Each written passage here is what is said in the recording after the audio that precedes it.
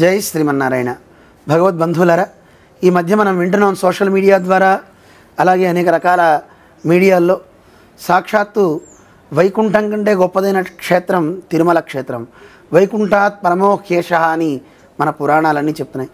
అలాంటి క్షేత్రంలో ఉన్నటువంటి పెరుమాళ్ళు వెంకటేశ్వర స్వామికే ఆయన తినేటువంటి నివేదనలో లడ్డూలలో అనేక రకాలైన జంతువుల యొక్క కొవ్వుతో తయారు చేసి ఇవ్వడం అనేది ఒక అమానుషం. ఎందుకంటే అది భగవద్ అపచారం.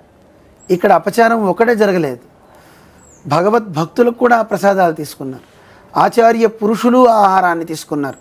అందువల్ల ఇక్కడ భగవదపచార, భాగవతాపచార, అసహ్యాపచార రూప నానావిధ అనంతాపచారానని రామానుజులు చెప్పినట్లుగా అన్ని అపచారాలు జరిగినాయి. తప్పు ఎవరు చేసినా తప్పే, దీన్ని ఖండిస్తున్నా.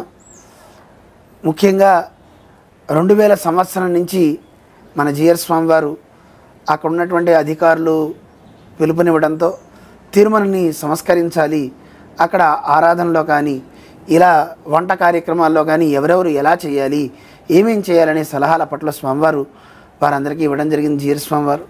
కానీ అనుకోని పరిస్థితుల్లో 2003లో ఓ ప్రాచీన కట్టడమైనటువంటి 1000 కాళ్ళ మండపాన్ని పడేయడంతో స్వామివారు ఇది తప్పు, ఇలా జరగకూడదు, చరిత్రని చెప్పేటటువంటి స్థానాలు మన పర్వతం మీద ఉన్నటువంటి 1000 కాళ్ళ మండపాలు, ఇది ఏనాటిదో అని చెప్పడానికి కదా ఈ చరిత్రకి ఆస్కారమైనటువంటిది, చరిత్రకి ఆలవాలమైనటువంటిది ఈ 1000 కాళ్ళ మండపం. అలాంటి మండపాన్ని తొలగించడం తప్పు అని స్వామివారు చెప్పడం, భక్తులందరినీ కూడా ఎడ్యుకేట్ చేయడం స్వామివారు చేశారు. కానీ దురదృష్టం ఏంటంటే చాలామంది విన్నారు, స్పందించిన వారు కొంతమంది మాత్రమే. నిర్విరామంగా ఎన్నో సంవత్సరాలు స్వామివారు అందరినీ ఎడ్యుకేట్ చేస్తూ పోరాటం సాగించారు. కానీ స్వామివారు ఒకటే ఆలోచించారు, మనం అందరికీ చెప్తున్నాం కానీ రావాల్సింది ప్రజల్లో చైతన్యం తప్ప మనం ఎంతకాలం పోరాడతాం, అందుకని చైతన్యం ప్రజల్లోనే రావాలి అని స్వామివారు సంకల్పించుకొని వెంకటేశ్వర శరణాగతి దీక్ష అనే పేరుతో అందరినీ కూడా వెంకటేశ్వర దీక్ష చెయ్యండి అని చెప్తూ వెంకటేశ్వర మాలలు అందరికీ ధరింపచేసి అక్కడ జరిగే దోషాలని తెలియజేస్తూ వెంకటేశ్వర స్వామి చరిత్రను కూడా అందరికీ తెలియజేశారు. అసలు అక్కడ ఉండే స్థానాలు ఎలాంటివి, ఎలా ఏర్పడ్డాయి, ఇప్పుడు జరిగే ఉత్సవాలు ఏమిటి, వాటన్నిటిని కూడా మన స్వామివారు అందించడం జరిగింది. కానీ స్వామివారు ఆశించిన ఆశ ఇప్పుడు నెరవేరింది అనిపిస్తుంది. ఎందుకంటే ఆచార్యులు ఎవరైనా గురువులు అనేవారు శరీరంలో ఉండే మెదళ్ళ లోపల ఉండాలి, అందరినీ ఎడ్యుకేట్ చేయాలి తప్ప తామే బయటపడకూడదు. ఎందుకంటే స్వామి ఎప్పుడు అంటారు, మెదడు ఎప్పుడు బయటకు వచ్చి నేనే సలహా ఇస్తున్నా, నేనే చేస్తున్నా అని చెప్పడం కాకూడదు. ఇంద్రియాలతో పనులు చేయించాలి, కంటితో చూపించాలి, చేత్తో వాటిని గ్రహించాలి, నోటితో మాట్లాడాలి, ఖండించాలి అని చేయాలి. అలా సమాజంలో వ్యక్తులకు ఆ బాధ్యత ఎప్పుడు వస్తుంది అని స్వామివారు ఎడ్యుకేట్ చేస్తూ ఎన్నో రకాల కార్యక్రమాలు చేపట్టారు. ఇప్పుడు చాలా గర్వించదగిన విషయం ఏమిటంటే ఒక తప్పుని తప్పు అని యావత్ ప్రపంచమంతా కూడా ఖండిస్తూ ముందుకు రావడం స్వామివారు కూడా ఆనందిస్తున్నారు. ఎందుకంటే ఇదే కోరుకున్నది గురువుగారు.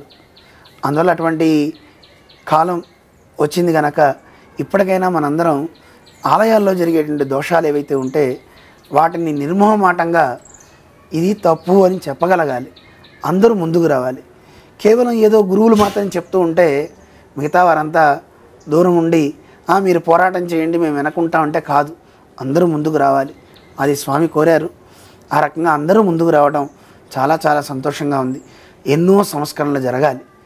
అందుకే ఆ రోజుల్లో ఉన్నటువంటి ఈవో కావచ్చు, జేఈఓ కావచ్చు, వారందరూ కలిసి 2000 సంవత్సరంలో అక్కడ ఓ ప్రశ్నకారుని కూడా పిలిపించి తిరుమలలో ఉన్నటువంటి ఏమేమి సంస్కరణలు జరపాలి అని ఆ ప్రశ్నకారుడు చెప్పినటువంటివన్నీ లెక్కగడితే ఒక 110 దోషాలు ఉన్నాయి, వీటన్నిటిని సవరించుకోవాలని మన మఠంలోనే జిఆర్ స్వామి ఆశ్రమంలోనే తిరుమలలో ఏర్పాటు చేశారు. ఆ వీడియో మన దగ్గర ఉంది, దేవస్థానం దగ్గర ఉంది. ఆ 110ని సవరించుకోవాలి, ఇలాంటివన్నిటిని కూడా తొలగించుకోవాలి. ఎన్నో సంస్కరణలు చేసుకుంటే తప్ప తిరుమల క్షేత్ర వైభవం లోకానికి అందదు. ఆ స్వామి ప్రశాంతంగా ఉండాలి వెంకటేశ్వరుడు. మనందరినీ అనుగ్రహించడానికి వైకుంఠం మీద విరక్తితో ఇక్కడికి వస్తే ఇక్కడ మనం చేసే పనులు చూసి ఇక్కడ కూడా విరక్తి పుట్టి మళ్ళీ వైకుంఠానికి వెళ్ళకూడదు. శ్రీ వైకుంఠ విరక్తాయ స్వామి పుష్కరిణీ తటే అని మనం చదువుకుంటుంటామే. అలాంటి స్వామి వైకుంఠం కంటే నాకు ఈ భూలోకమే మిన్న. ఎందుకు అనుకుంటున్నాడు? తన సంతానమైన మనం ఇక్కడ ఉన్నాం గనక. అందుకని మన మీద ప్రేమతో స్వామి దిగి వచ్చాడు. మరి దేవతలంతా బాధపడ్డారట. అయ్యో స్వామి, నువ్వు కిందకి వెళ్ళిపోతే ఎలా? ఈ లోకంలోకి మేము రాము, ఈ భూమి అనేది అజ్ఞానాన్ని ఇచ్చేది అని అంటే, అందుకని ఇద్దరికీ బాధ కలగకుండా దేవతలు భూమి మీద అడుగు పెట్టరు గనక వారి కోసం కొండ మీద నిలబడ్డాడు. వాళ్ళంతా పైకి నుంచి కిందకి రండర్రా, మీరంతా కింద నుంచి పైకి రండర్రా అని ఆ వైకుంఠంలో ఉన్న క్రీడాద్రి పర్వతాన్ని తెచ్చి ఇక్కడ పెట్టాడు స్వామి. ఆ పర్వతం మీద తాను నిలబడ్డాడు అని మన ఆళ్వార్లంతా గానం చేశారు. పరమ పవిత్రమైనటువంటి పర్వతం తిరుమల కొండ. మన ఆళ్వార్లంతా కూడా ఆ కొండ మీద తమ పాదం సోకితే ఎక్కడ అపవిత్రమైపోతుందో అని కింద నుంచే పాడి ఆ స్వామిని మంగళాశాసనం చేశారు. భగవద్ రామానుజులు కూడా ఆ పర్వతం మీద తమ పాదంతో అపవిత్రం కాకూడదు, ఇది ఆదిశేషుడని మోకాళ్లతో పర్వతాన్ని అధిరోహించారని మనకి చరిత్ర చెప్తోంది.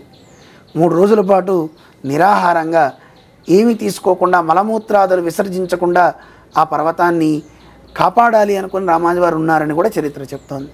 అలాంటి గొప్ప పర్వతం మీద ఎన్ని అమానుషాలు జరుగుతున్నాయో, ఎన్ని దోషాలు జరుగుతున్నాయో మనం వింటున్నాం. చాలా బాధ కలుగుతుంది. మన సంస్థ ద్వారా దీన్ని ఖండిస్తూ మనందరం కలిసి పోరాడదాం. వెంకటేశ్వర స్వామిని ప్రార్థన చేద్దాం. జై శ్రీమన్నారాయణ. ఓం నమో వెంకటేశ.